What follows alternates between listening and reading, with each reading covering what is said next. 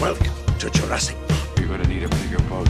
Why don't we just wait here for a little while? Do you want to know what it is? There's no knowing where you might be swept off to. Help me, Obi-Wan Kenobi. You're my only hope. Shepherds we shall be, for thee, my Lord, for thee. I don't know. I'm making this up as I go. There's a special rug in hell reserved for people who waste good scotch. He peed on my rug! He peed on the dude's rug. Do your worst. Final report of the commercial starship Nostromo. Roads? Where we're going, we don't need roads. All right, you ready for this? Yeah. Get excited. Get energy. Get the blood pumping. Get it pumping. Sing your hype song. Happy birthday from all of us to you. Happy birthday. We hope your dreams come true. Hey. Do it. All right. Welcome to Your Feature Presentation, the podcast where we explore stories through the latest movies and pop culture.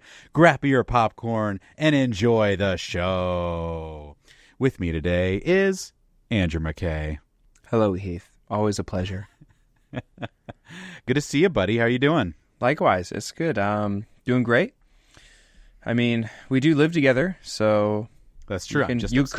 You could ask me anytime, but you don't, do you?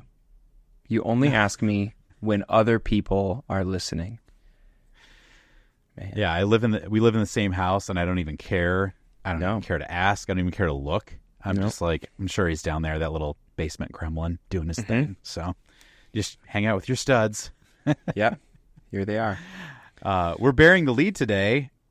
Last episode of Halloween month. I know. October. It's been so good. It's been a great season.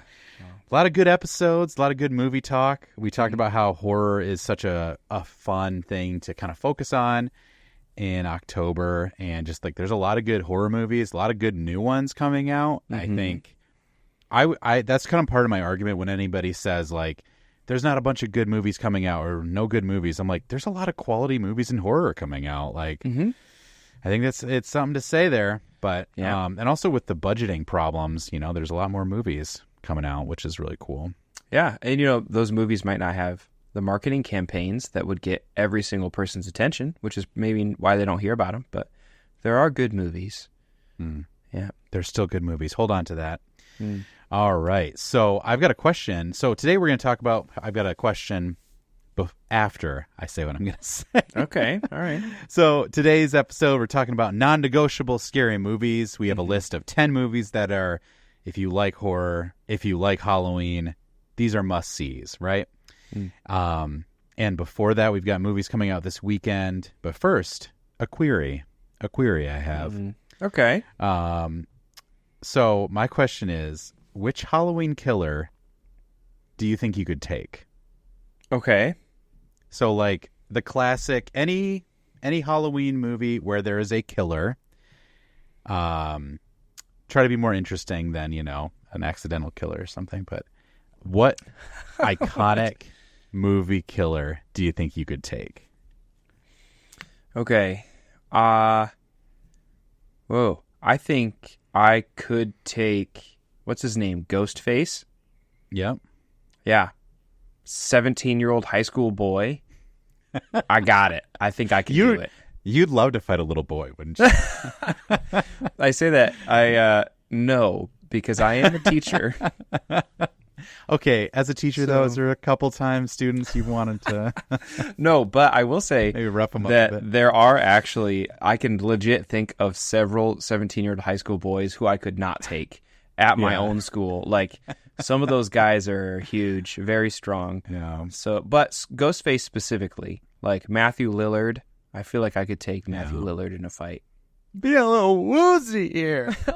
Woozy here. Here's the thing about Ghostface, though, is I'm going to spoil several of the movies for the endings, but not really spoil, but a hint of a spoiler, right?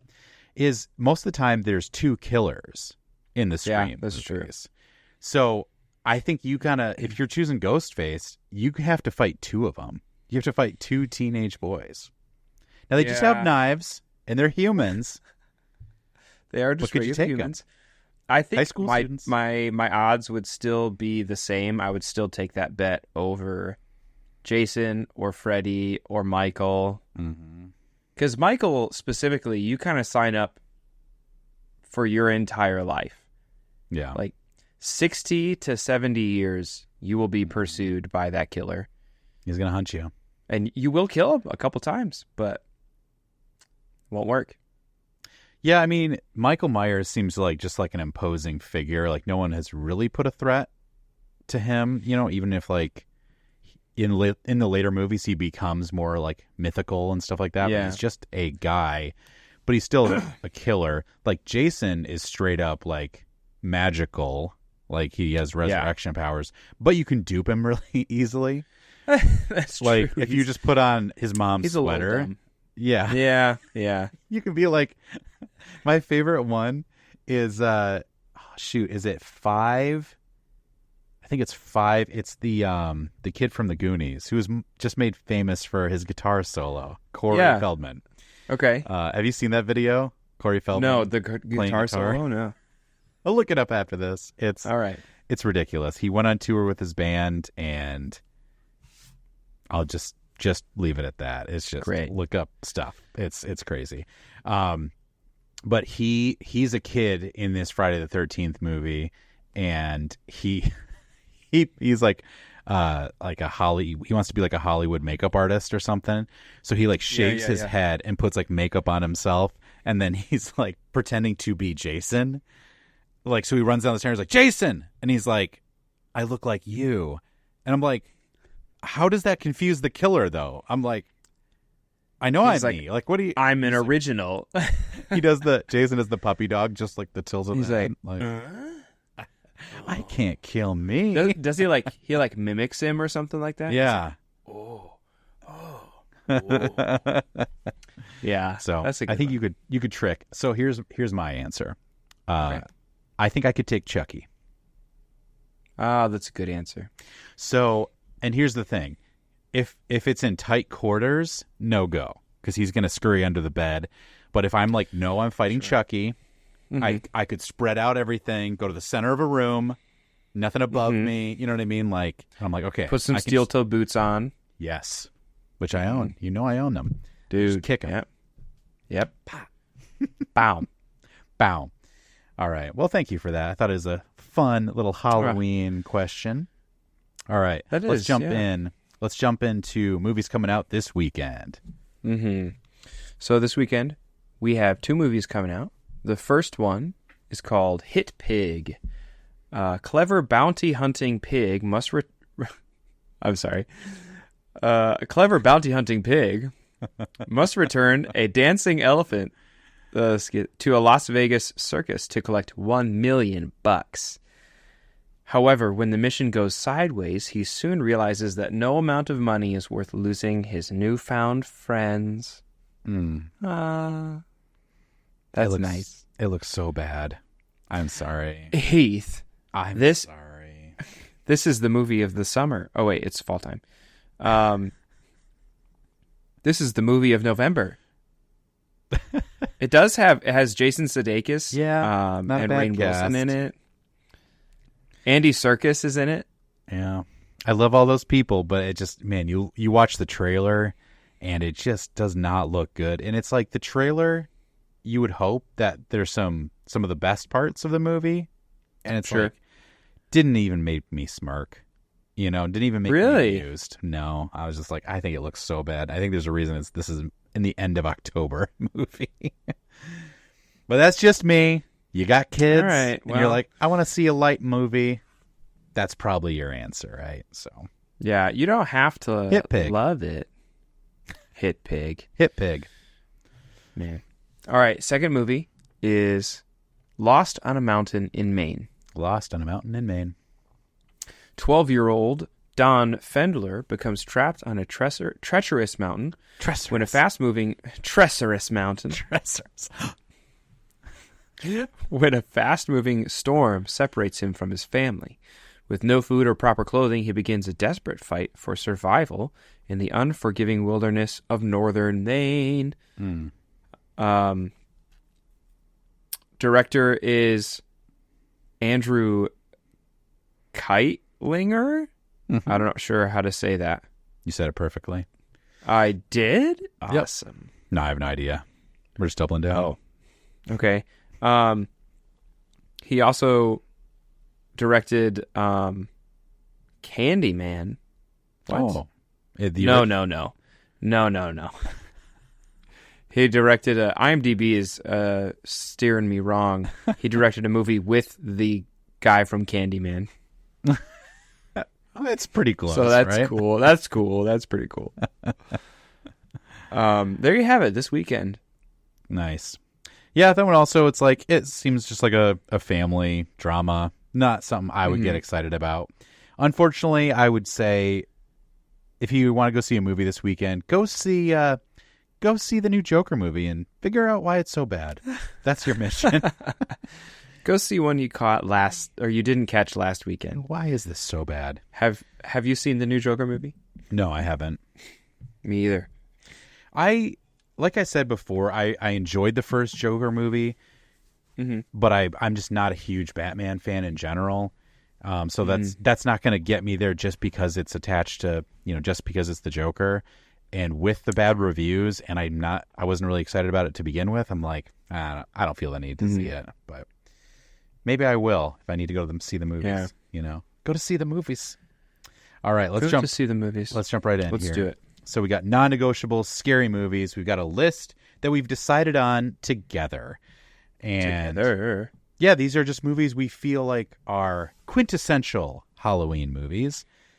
Mm-hmm. But you have a little bonus, right? You've got a little, what do you call that? Oh, my honorable mention. Honorable mention. There you go. Yes.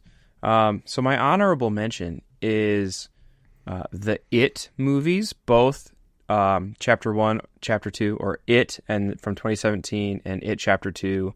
Not on the list because these iterations of It aren't necessarily like genre setting or genre defining moments because it's a remake.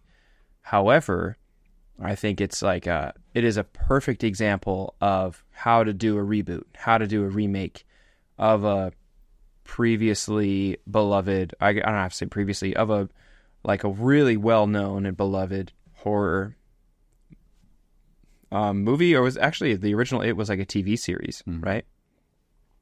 Yeah, like almost like a, what do you call it, miniseries or something like that, I think. Yeah, it was like HBO. Yeah. But I wanted to mention that because I watched it in the early years, the new It. I watched it in the early years of my budding horror interest, and I was just blown away. Like, it was so good. And then I've seen remakes of classics since then. Nothing really measures up to that, as honestly, it's just a really, really great movie. So there was one time in college I recommended it I just seen it in theaters. I recommended it to a friend, this girl that was like in my class or class below me. And she left the theater sobbing. Oh. She was like, I'm not really into scary movies. And I was like, no, you got to go see it. Like, you go see it anyway. It's so interesting how he like torments these like people all individually. And she goes, oh, okay, that sounds crazy. And then next week she like found me, was like, I left halfway through the movie just sobbing. Oh, I could not calm down. It was like a panic attack. I was like, oh, I'm so sorry. That's the advertisement for the movie right there. Yeah, there you go. I got a good story about it. And it was when I was first dating my now wife, and we lived like a couple hours apart. So we were on the texting game quite a lot. Ooh. And, sliding into those DMs. And I think maybe it was chapter 2. I can't remember. But anyways, I had two groups of friends that really was wanted chapter to go 2. see it. Was it chapter 2? When would that have been? It, the first one was in 2017. And chapter 2 was 2019. Okay, so it had to be chapter 2. So it was funny. So yeah, while we were dating and like still newly dating, to where like, you're trying to like, not like lie about yourself, but just like you want to show like a well-rounded person. Like I don't want to, Right. I'm not showing her the Lego collection yet. You know what I mean? We're early Not stages. And I remember I had gone with a couple random friends that like I usually don't go to movies with the first chapter. And they were like, "Oh, we got to go see it together, chapter 2." I'm like, "Oh yeah, sure, sounds good." And I just wasn't thinking about that. And so I went with like a typical friend group. And so we went to go see it chapter 2 because I was really pumped to see it. Like, "Oh yeah, let's go see it Friday night." And then my buddy texted me he's a friend, but like we don't hang out all the time. And he was like, "We saw chapter 1 together. We got to go see chapter 2 together." I was like, "Oh, okay." And like got AMC Stubbs member over here. Hey. So I was like, "Yeah, I'll go see another movie." So I go again, but then both times Emma texted me while I was in the movie theater. Like, "Hey, what are you up to?" It's like, "Oh, going to see a movie." And I was like, "Oh, what movie are you watching?" Like, "It Chapter 2. The next day, "Hey, what are you up to?" Like, "Oh, seeing a movie." Like, "What do you see?" I'm like, "It Chapter 2. Like, and I was like, I don't want to say this because I'm like, this seems like I'm the guy. Like, nope, that I'm not the It 3 times in a weekend kind of guy. You know. Crazy random happenstance. Gosh, this is his favorite movie of all time. Like he loves It Chapter 2. Have you ever gone to see a movie multiple times in the theaters? Gosh, I went to see Avengers Endgame. First time, probably within a week of it releasing. First time I saw it with a bunch of friends from college. Second time I saw it with my now wife, with Annette. Yep, because she loved Iron Man. That was like her favorite superhero. We have a dog named Jarvis. And that was the first time I saw her cry. True story. Ever? Yeah, I mean, we weren't even dating yet. Yeah, we were as friends. Oh, okay. Yeah, I had known her for Saw her like cry. months, like a handful of months. And she cried when you, Iron Man died. And I laughed at her. I'm just kidding. I didn't laugh. Did that make the heart grow fonder? I was like, oh, good thing that guy's out of there and I have to compete with him.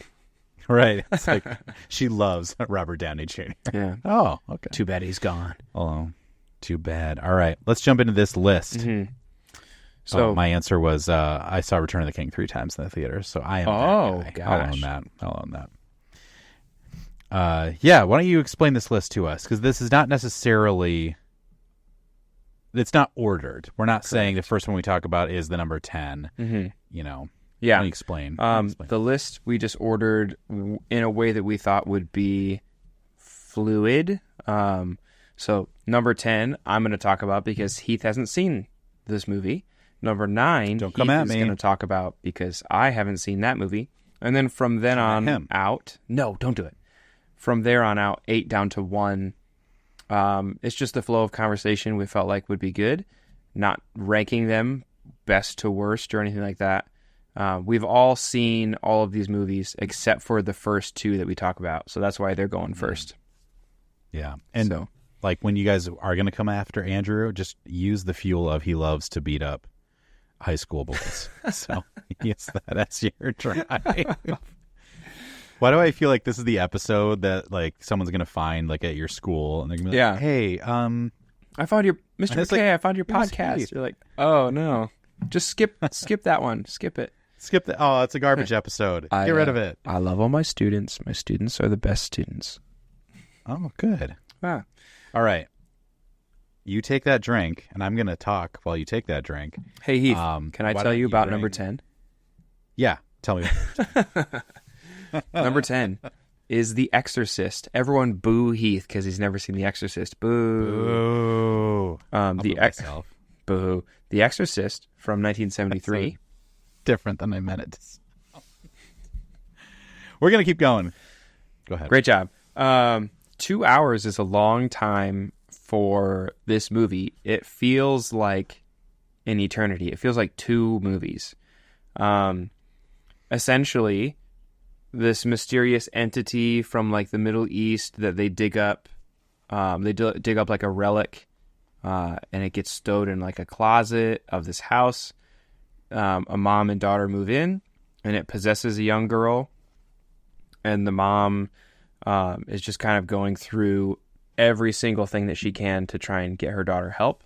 She goes to like neurologists. She gets an MRI scan, and the doctors. I thought this was interesting for the time, or really any time. The doctors are like, "Have you ever heard of an exorcist?" And she's like, "What are you talking about? Like, I'm not religious." And they're like, "Go to a Catholic priest because what's wrong with your daughter is not scientifically measurable." And it's like, da da da. And she's like, He's like, "Oh, I'm going to write no." your prescription for exorcism. Yeah, for cowbell and an exorcism. Yeah, so the movie's super famous for how they portray like the possession of that girl. So gross and vulgar and horrific. So it's a non-negotiable horror movie for me. I think that they kind of set the standard for possession, like spiritual warfare movies, and like 80% of the movie takes place in one room. It's just the little girl's bedroom, and the priests come in and try and perform the exorcism. So it's crazy. It's gripping and terrifying. So that's why it's non-negotiable for me. I do need to see it. I think it's shameful I haven't, but I've unfortunately already seen the parody, the Scary Movie version. Yeah. And it's like, I feel like it's going to be a little weird seeing No, the honestly, the parody of it, you're like, oh, they're not even making fun of it. They're just repeating lines from The Exorcist in a slightly different context. Because he's like, the power of Christ compels you. And she's like, does it? Like, she's like taunting him. Like, I don't think it does. That is so funny when a parody can just like phrase it a little different. Like it's almost line for line, but just like one little thing is different. Yeah. All right. So my next non-negotiable movie is The Babadook. Mm-hmm. It's such a quality movie. It takes place about this widow and her son, and we're going to try to be spoiler free on some of these, especially like these ones that are little outliers of like really old movies, I guess like that maybe people haven't seen yet or something like that. Mm-hmm. But yeah, The Babadook. So it's got this widow and her son, and they're grieving over the loss of the father of the family. And it's just one of those movies where it's like what's going on the whole time. Like the son continues to like exhibit strange behavior, and there seems to be some type of haunting going on. And it is just a high quality, high intensity movie. They show dread. They show like being tense so well. And maybe if we do an episode on it, like I'd love to dig down in that. But it's just like you can tell, like even like the mom has like a lot of sleepless nights, and she's like restless, and you could just feel like the like unresolved like tension, like she is. Oh yeah. And it's just it's really good. It's a really good movie. Would it be a spoiler for me to ask what is The Babadook?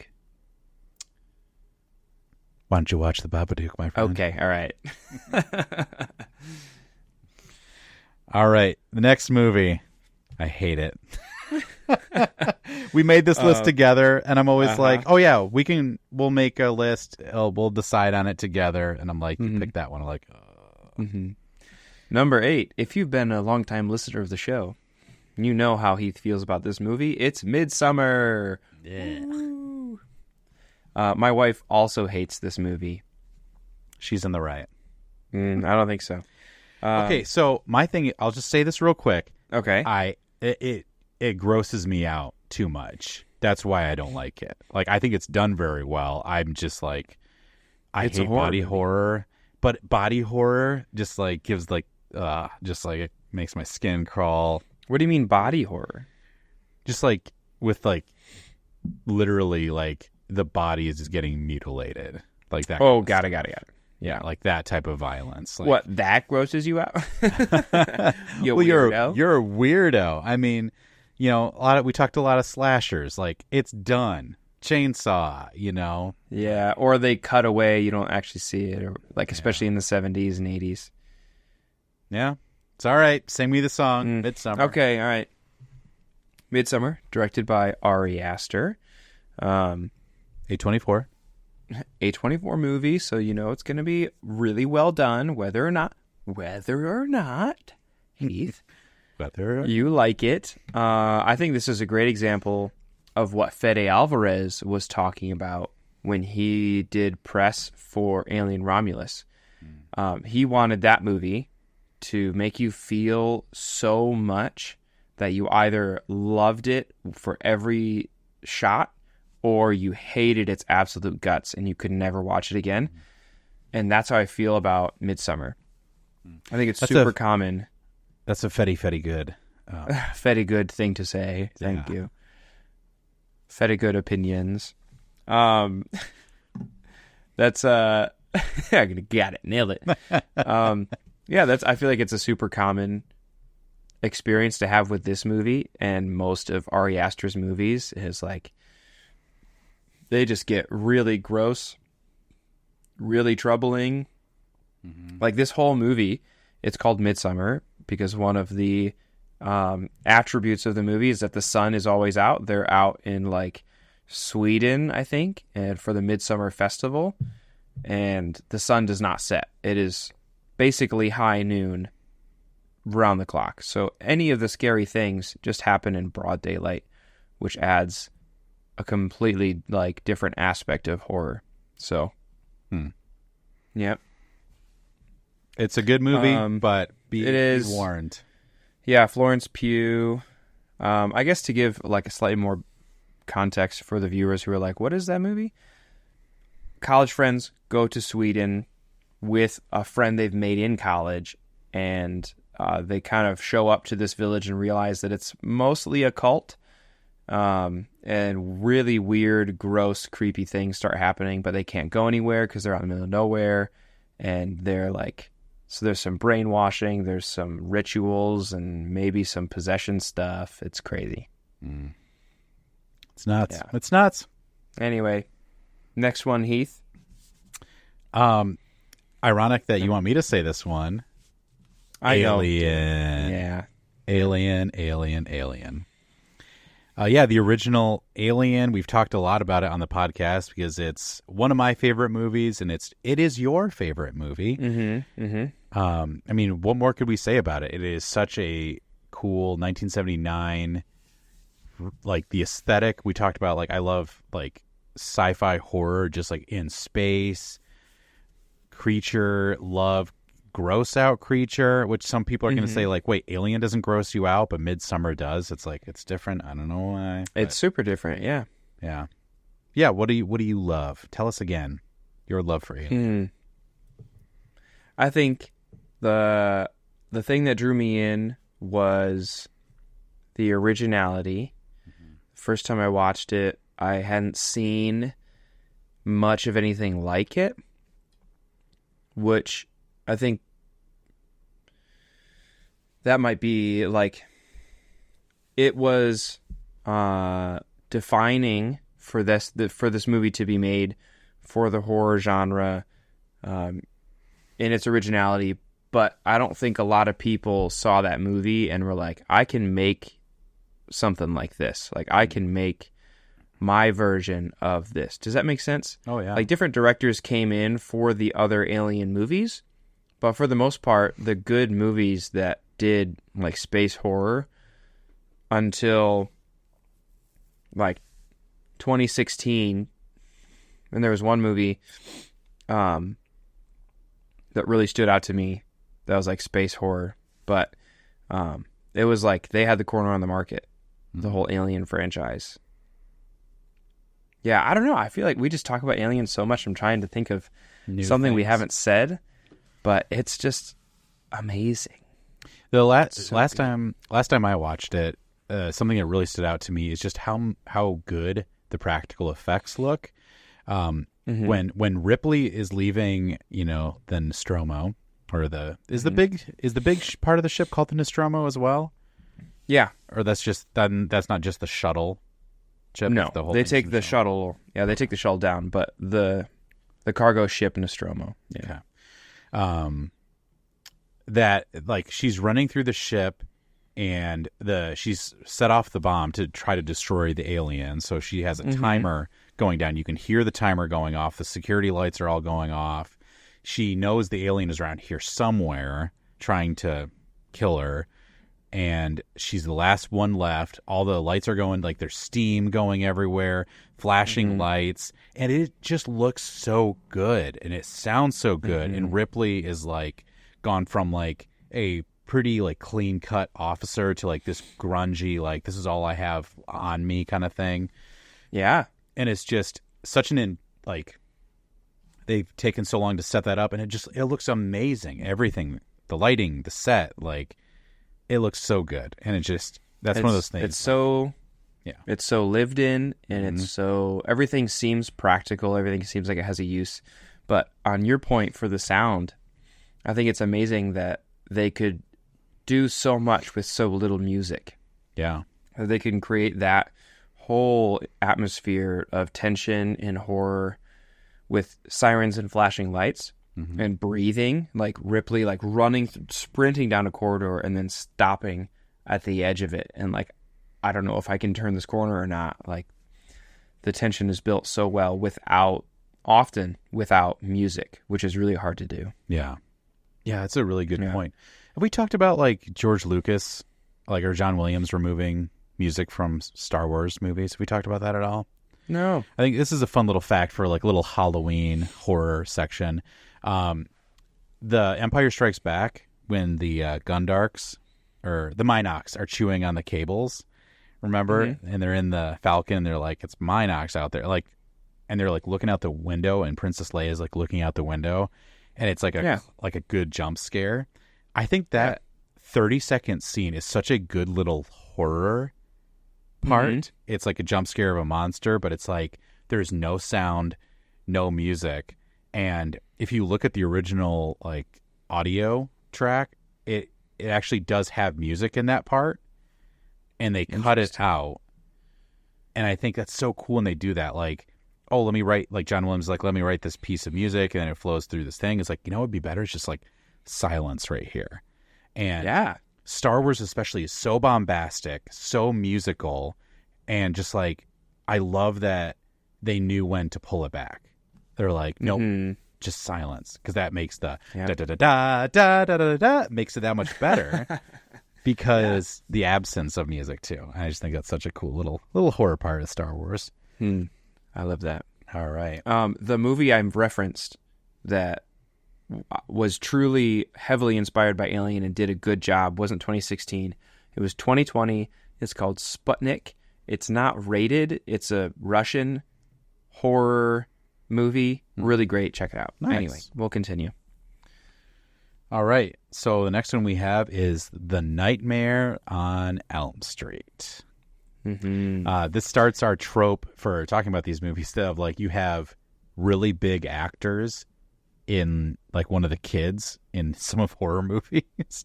Like this has Johnny Depp in it. And you would never, like, I feel like every single time I start this movie, I forget he's in it. It's like, oh yeah, it's absolutely. Johnny Depp's in this, like, as a high schooler. And it like takes a couple minutes, like 5 or 10 minutes, and then he just walks over and like puts his hand or like his arm around a girl, and you're like, wait a second, Captain.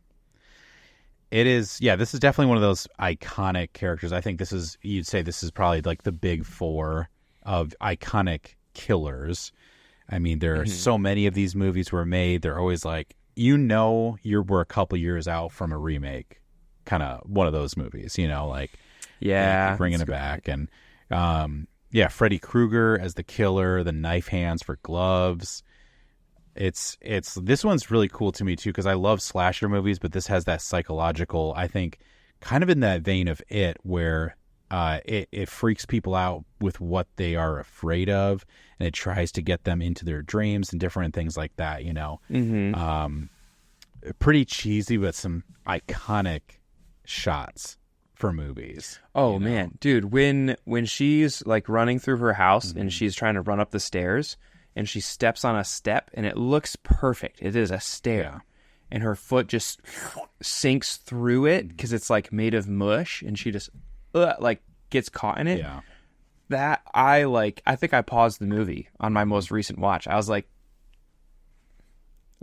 how do you do that? Yeah. Oh man. And it's just so cool.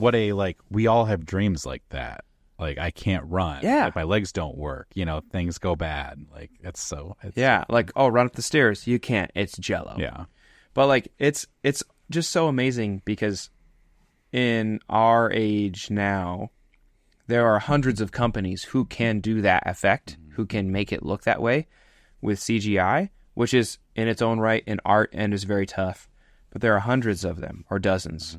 And it was like, there's just a crew of people. I'm like, well, we've never made stairs look like stairs, but when you step on it, make it look like Jello. Yeah. But we'll do it. And you're like, oh, okay, great. Yeah, It's the just so practical cool. effects, are just... Yeah, everything in camera. Yeah. It's fun. Yeah, it's a fun, super iconic Halloween movie. Mm-hmm. All right. Next one, speaking of iconic, Friday the 13th. Da-da-da. Da-da-da. So we talked about this too. I do think this is a movie where the rarity is that I think the second one is probably the most original. Like it's, that's not what I want to say. What do I want to say? I want to say that's like, so that's what they base it off of. Like Friday the 13th Part 2 is the standard for Friday the 13th movies. Like that's kind of the original, I remember when I watched Friday the 13th, like the first one, and the ending genuinely surprised me. I was like, oh, I didn't know that. Like it was a twist that had not been spoiled for me, and so I won't spoil it for anyone else. Except I think we've already spoiled. Because everyone... my sister pointed out to me that we spoiled that before. I'm like, oh, I didn't mean to, but so I apologize, but we're going to try not to spoil it right now. My bad. It was totally me. That was my move. Oh, boo. Yeah, I was genuinely surprised by the ending because Part 2 and on are like those are the measuring stick. That's you make a Friday the 13th movie, you don't do what you did in the first one. You do what you did in the second or third or fourth. And you just go from there. So it's such a great watch. Yeah. Yeah, it's really light. It's really fun. I would say it's especially those older ones, like it is scary, but it's like there's such a comfort factor because it's like 70s, 80s, just like flannels, camp, I don't know, just counselors. Jorts, so many jorts. Yeah, so many jorts. There's also there's no kids in them. Like it's funny because it's a summer camp movie, but I think until the later ones, like they're all like, oh, this is camp counselors before the kids have arrived. Yeah, like that makes it a lot. What is it, like the fourth or fifth one when there's a kid in there? Yeah. Well, yeah, there's a kid. Maybe the fifth I think one. there's only one of the later ones. They actually go to camp, and there's actually kids in the camp, which is like that's see. Crazy that it took them that long. And also for our famous actors in early movies, the first one does have Kevin Bacon as one of the counselors, and that's so funny, dude. Kevin Bacon. All right. The next one. I don't want to say numbers because we're not saying that's, Just the next one. There's 4 left. Fourth from the end of the list is Halloween. You know John Carpenter, the writer and director of Halloween, also the composer? I did know that. He wrote that little ditty, and I think that's so cool that he's like, yeah, I'll just do it all. That tells... What's the full package? It's like tells you how much he loved that.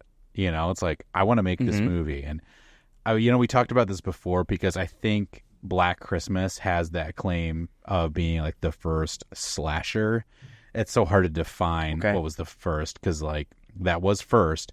But this is definitely the most iconic slasher. This is such an iconic horror movie, one of the most iconic killers of all time. We've talked about it before, but I don't know. You got anything else to say? Your love of Halloween? Man, I think it was an interesting watch the first time because I had seen Freaky Friday already at least half a dozen times. So to see... Well, it's your favorite movie. Which is my favorite movie, Freaky Friday. That is number one, my favorite of this list. Essential horror, Freaky Friday. Essential horror. No, so it was interesting, like, with any of these movies. So we've talked about Nightmare, there's Johnny Depp. You see young Johnny Depp, and that's like, whoa, cool. Kevin Bacon was the easiest one for me to watch because there wasn't a ton that I'd seen him in with Friday the 13th. And then, but seeing Jamie Lee Curtis in this movie, it was like very distracting the first time. And I still liked it, obviously, because I watched it many, many times since then. But there's just something about it that feels like a crew, like a group of 6 or 7 friends just got together, wrote a movie, shot a movie, wrote the music, put it all together, and it feels like a home recording of just stuff that happened, you know? Mm-hmm. And they do that with the POV shots of Michael, like in the bushes. They do that with like, they set the stage for the like mundane nature of like the high schooler's life of like, I just go through the motions. Yeah, I'm watching this kid down the street, or yeah, my friend is watching, like babysitting, so I'm going to go over too. We'll watch the kids together. Later, Johnny's going to come over and like, he's going to give me a call. We'll go hang out or whatever. And it just feels like, yeah, everyone falls into these rhythms until you don't, until someone is coming to kill you. Mm-hmm. Yeah, I think, and it is cool because like the setup is great of like babysitters, and they're all babysitting. Like, should we hang out together? Mm-hmm. You know, and stuff that's been pointed out before, but it just cracks me up too. Like, why are all the parents gone on Halloween night? Like, yeah, they're like, we're going to our own party. Like, yeah, it's like that's a bit of a rarity. Which, like, I mean, no one's home. also cool that like the town throws a party for the parents on Halloween night, and you're like, oh, okay, that's tight. Yeah, the high schoolers all babysitting the younger kids. Mm-hmm. And the parents are all going out. And I think we could probably list for each of these movies how it has made something mundane or normal terrifying. But for Halloween, going from inside of your house outside when it's dark, to like take the trash out, or like the laundry room is outside in the back doing that, going between houses or from your house to your car. Like, it's not just scared of the dark, but it's scared of the dark outside. This is so specifically like gotten me. Or like, you walk out of your house and you leave your door open for 5 seconds. Okay, he's in there now. He's inside, and you're gonna lock yourself in there with him. It's just, it makes everything scary. Yeah, it definitely plays off that just normal, like not even fear, but just like apprehension. Just, hey, I don't know exactly what's going on here, and you know, and yeah, great movie. Mm-hmm. The next one we have is Scream, which we ordered specifically because this movie is basically only good because of those previous 3 movies.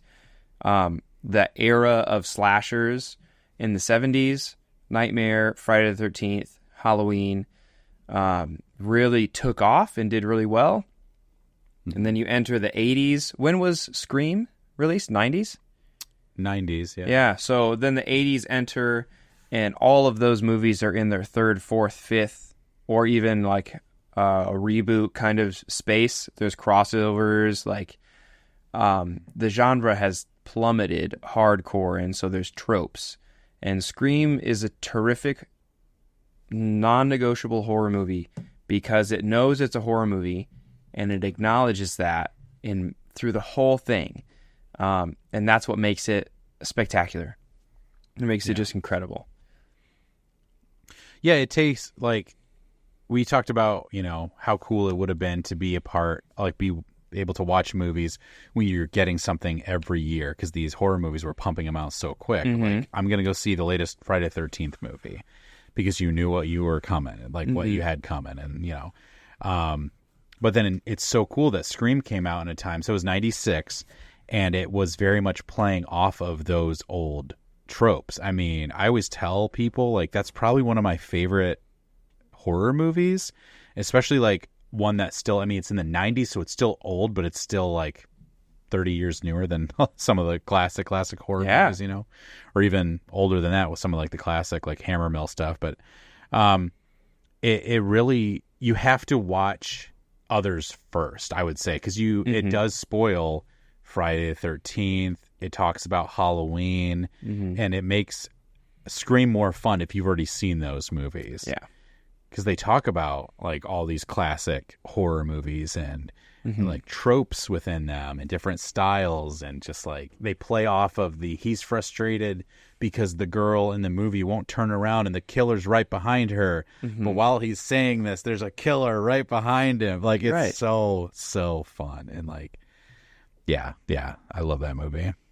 Yeah, and the amount of, like, you think that character is gone, and then, boom, they come back. Like, not just the bad guy, but, like, side characters as well just keep coming back. And you're like, oh, this is so funny. Like, yeah, why would that person die if they got just hit on the head? Right. Like, you're telling me they're dead for the whole movie? And Scream is like, nope, they're coming back. And if there's something that makes you feel like, well, that movie's not that old, there is a line in the movie that, son, why do you have a cellular telephone? I just love they pronounce cellular telephone, and they also ask why. Like, that's suspicious. You're 17 years old. Why do you have a cellular telephone? Why do you even have one? Why do you have that? Nobody has that. Sounds like somebody's a killer. Yeah. All right, let's do the next one here. My list disappeared. There we go. Number 2, Psycho. Heath, this is one that you brought up. I don't have a lot of connections or big emotions with this movie. I know that it contains one of the most iconic, like, horror sequences. I have seen the movie, but what stands out to you? Like, why did you pick this one? Why would you say this is a non-negotiable? I think it's just such an iconic horror movie. The scene in general, like, this is one of those things where some people don't even know, but everyone's seen the shower killing scene. The knife goes up, and then the woman screams. The woman, Janet Leigh, mother of Jamie Lee Curtis. Oh, wow. Yep. I did not know Horror prodigy. Yeah, so this is an Alfred Hitchcock movie, and I think it's one of his more commercial ones. I'm not saying it would be one of my favorites, but man, I've been really digging into Alfred Hitchcock movies, and they are really entertaining. They're just kind of like murder mystery. Some of them are kind of more slasher, psychological. You know, this one has the classic, like, what's going on the house, on the hill, like what's happening, and there's a lot of twists and turns, and it's just like a very interesting, fun movie to watch. Like, you don't know what this movie is until you watch it, and it's still like such an older movie. It feels so unique, you know, and just like, yeah, that's why it's a horror legend right there. Terrific. All right, ready to go? Yeah, our number 1, and maybe, I know it's not listed like in order, but it might be our favorite non-negotiable. Shared. Right? I think. Right. Okay, it is The Shining. The Shining. Stanley Kubrick. Bom, bom, bom, bom, bom, bom, bom. Bum, bum, bum, bum, bum, bum, bum. I wish I had a little blue or little yellow race car, like, bug to just, like a matchbox car. That's what I was looking for, not race car. It might be, I don't know. It's so hard to define, like, what's your favorite, you know? But man, it is up there. It just, it's one of those movies where I was just watching it with a buddy who hadn't seen it, and I was like, I'm terrible to watch this movie with, because I'm over there just being like, So good. Oh, this part's love so good. Ooh, that was awesome. Oh, watch this. Yeah. Yeah, Stanley Kubrick. It is. I mean, what a director who is so intentional, maddeningly so. I mean, it sounds like it would be terrible to work on one of his movies. Like, he's the kind of guy that's like, okay, this is the food pantry, and he would take hours to adjust the food in the pantry for a shot. Whoa. And it's like, it's Tang. You know, it's all the astronauts drink it, right? That was the big thing, that astronauts drink Tang in space. Okay. It was a big like marketing campaign. And that's him pointing to the fact that the moon landing is fake. Definitely my favorite. You joke conspiracy too theory. much, Heath. Too many jokes. Too many jokes. But no, he really does take that long to set up shots. And Yeah. that's like, I feel like that's kind of ridiculous, but I love that he cares that much. Yeah. I don't know. It's just, what an iconic movie. So for people who haven't seen it, it's this, you know, this family is basically like, we need a caretaker for this lodge. It gets snowed in. So you basically have to commit to being here during the winter months, and you just kind of upkeep the place, make sure nothing's getting out of hand or damaged, cycle the heater and that kind of stuff. And the guy starts slowly losing it. And it's just family and isolation. I think any of us would go a little loopy, but then to see absolutely. him like descend into madness. And it's just like one of my favorite moments from The Shining is he goes to the bar and he's talking to a bartender that's not there. Yep. He has this whole conversation with it. And then his wife comes in and goes, somebody attacked our son. And he just looks at her and goes, are you out of your mind? He's just chilling with his buddy Lloyd at the bar. Mr. Torrance. Someone attacked us. Are you out of your mind? Yeah, it is. I mean, what stands out to you about The Shining? Like, why is this so iconic, I guess, for you? Yeah. It's it demands that you watch it again. Like, there is an end that is satisfying, a resolution of sorts, and you feel good about it. But there's so much going on. Like Danny's little voice in his head. Yeah. Like, where does that come from? Is that, like, a first watch, you don't really pick up on everything, right? So Halloran and Danny kind of connect with their, like, psychic kind of abilities or their sensitivity to The Shining. And for some reason, I think the book does a way better job of, like, describing why the hotel, that Overlook Hotel, is like a spot of, like, concentrated activity. But it demands that you watch it again because there's so much going on. There's so many different layers, and there's so many subtle hints of Jack Torrance, like, taking steps down almost immediately. Like, he gets there and you're like, oh no, he's choosing to decline. Like, he's opening himself up to the Overlook because that's what his character is like. He's such a complicated, messed up character that he just can't help it. Versus, like, Wendy, his wife, she is like the picture of innocence in ignorance, and seems to be unaffected by the hotel, but it doesn't matter because I don't know. I'm very confused. I'm very confused. Same, Wendy. Same. Yeah. But the innocent people are the ones that get slashered in these kinds of movies, you know? Anyway, I don't want to give away a lot of it, but if you haven't seen it, watch it. What sticks out to you, Heath? Well, and I was going to say there's two things that I want to bring up. The first is this, Andrew. Iconic shot. I mean, here's Johnny, like, with his face between such an iconic shot.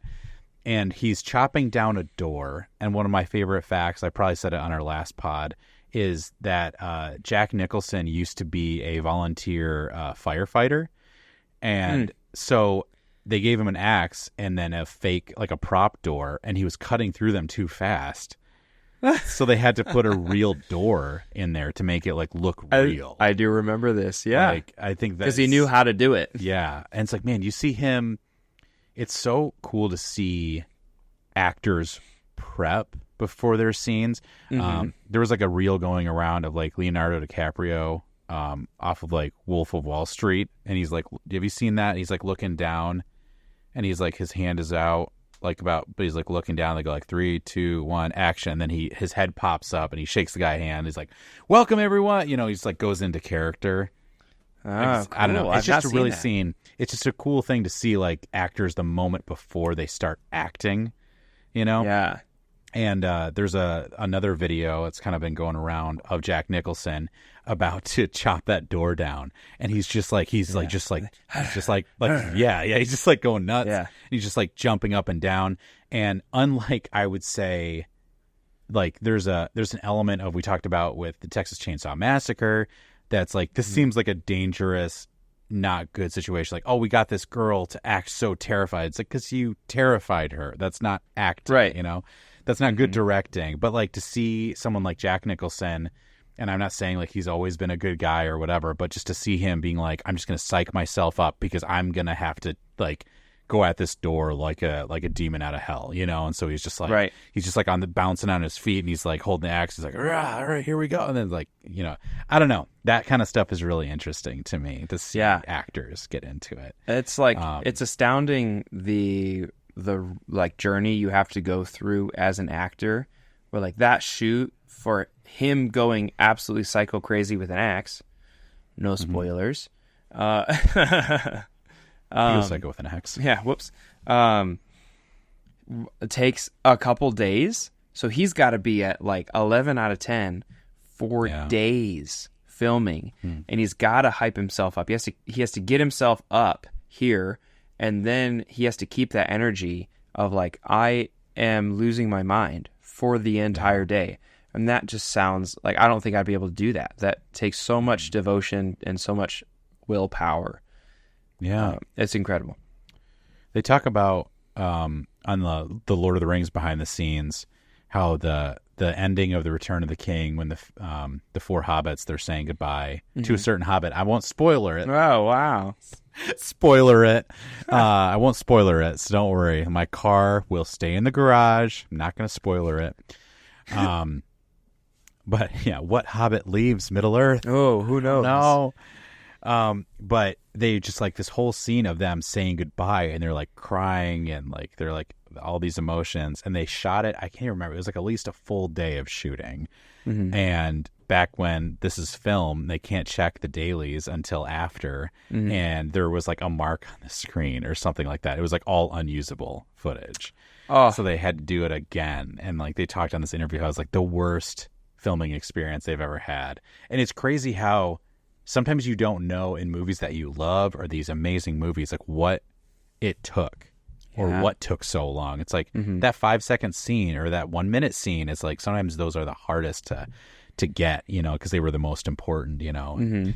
It's just, it's cool to see that. And I think all these movies, looking at this list, I feel like a lot of these actors and I think these directors, like they love these projects. And I think you can really feel that. It's like they care. It's like, I think horror can go cheesy so quick. It's like you have to have committed people that can sell it, you know? Yeah. Yeah. Well, that's all I got to say. Yeah, I think non-negotiable scary movies. My last thing to say is that The Shining is an aesthetic. Like there's a very specific aesthetic for that movie that makes me want to watch it on like the first heavy snow. So there's only a few movies that I tie with like seasons. So wintertime, when it hits, we get a big snow. I want to watch The Hateful Eight because of all the snow and the cowboys and the cabin. And I want to watch The Shining. And that is such a success. Like there's not a specific line that makes me want to watch this movie every year. It's the entire thing. Like when I see something in real life, it reminds me of a movie. And I feel like that's a big like thumbs up, like check for the director, for the videographers, the cinematographers, like everybody. Like, you did it. You've connected, you've grounded this in real life. And I think all of these movies we've talked about have their own specific aesthetic that is unique to their series and unique to their directors and cinematographers.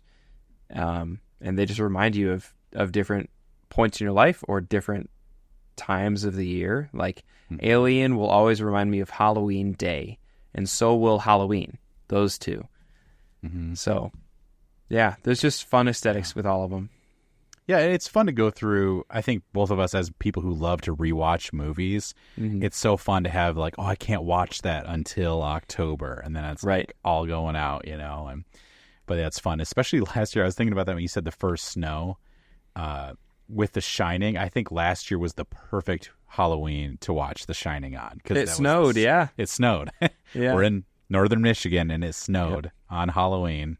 Very miserable for the trick-or-treaters, but perfect Shining weather. And that's what really matters. That's what really matters. It's not the kids.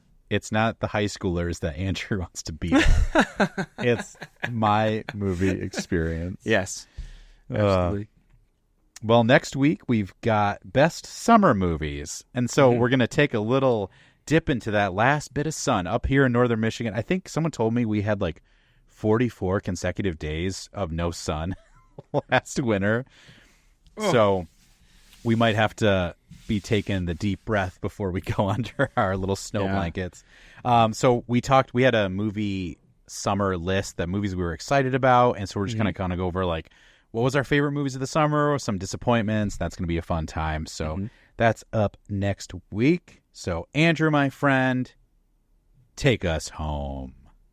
Hey, everybody. Thank you for listening. Thank you for watching, because now you can watch our full video show on Spotify while you stream, not while you drive. And you can watch our full video show on YouTube. Subscribe there. Follow us on Spotify. Follow us on... Heath, I see you doing that. Follow us on Instagram.